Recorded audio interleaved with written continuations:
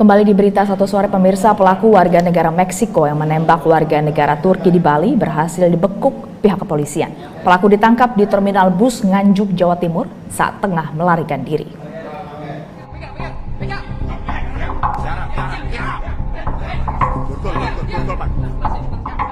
Tim gabungan dari Bareskrim Polri, Polda Bali, Polda Jawa Timur, serta Polres Nganjuk berhasil menangkap Sikairos Valdez Roberto, salah seorang warga negara asing asal Meksiko yang merupakan pelaku penembakan terhadap warga negara Turki di Bali. Pelaku yang berstatus buronan ditangkap dalam pelariannya di terminal bus Nganjuk, Jawa Timur. Barang bukti berupa senjata yang digunakan oleh pelaku saat melakukan aksinya juga berhasil diamankan.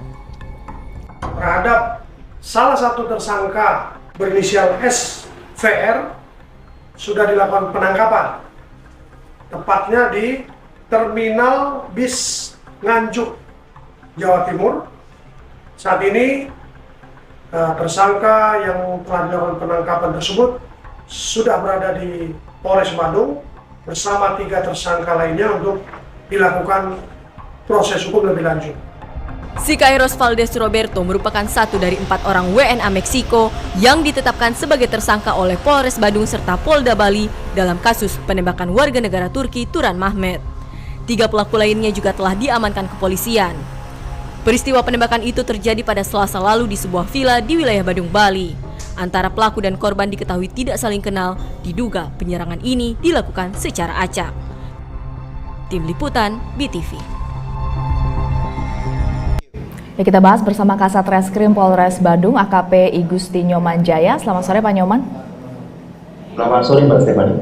Pak Nyoman, jadi bagaimana sebenarnya konstruksi dari kasus ini Pak Nyoman? Ya, baik Mbak, mungkin dapat saya jelaskan secara singkat Mbak.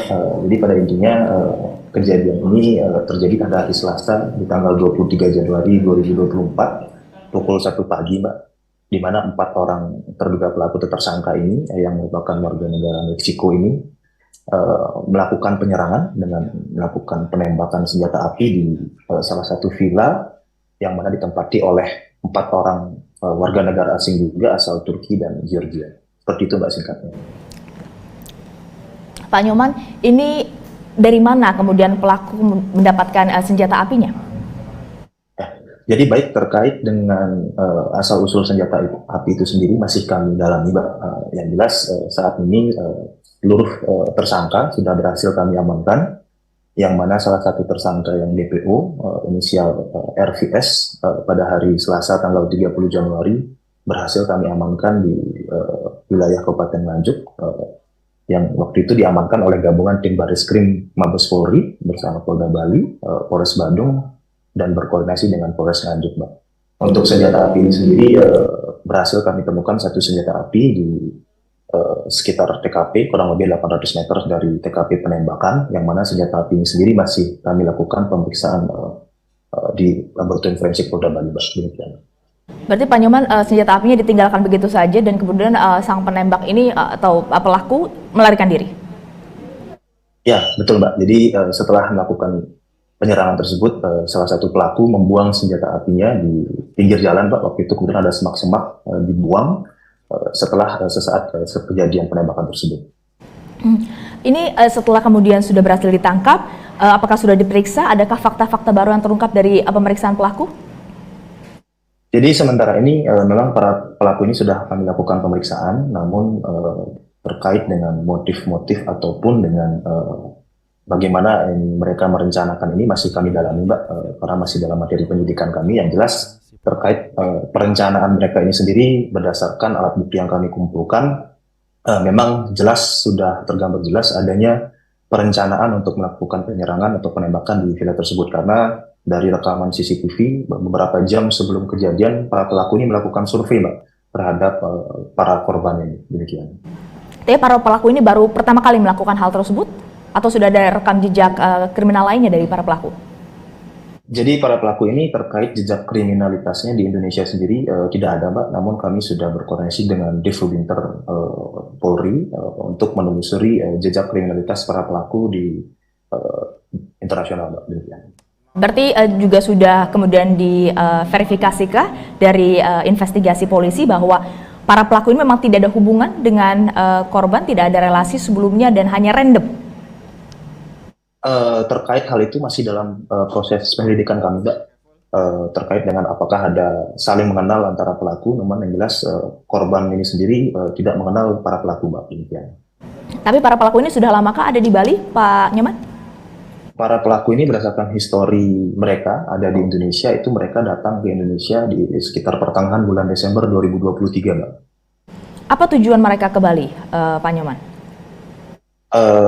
Sementara ini terkait dengan tujuan mereka ke Bali masih kami dalami, Mbak. Yang jelas memang mereka memang terlihat berdasarkan pemeriksaan kami sementara ini memang ada mereka juga tujuannya liburan juga, namun terkait apakah ada perencanaan untuk melakukan penyerangan dan sebagainya masih kami dalami. Apakah juga masih didalami soal motif kemudian mereka melakukan pembunuhan? Apakah ini awalnya apakah awalnya adalah untuk melakukan pencurian lalu kemudian diikuti dengan pembunuhan, atau memang dari awal motifnya adalah melakukan pembunuhan?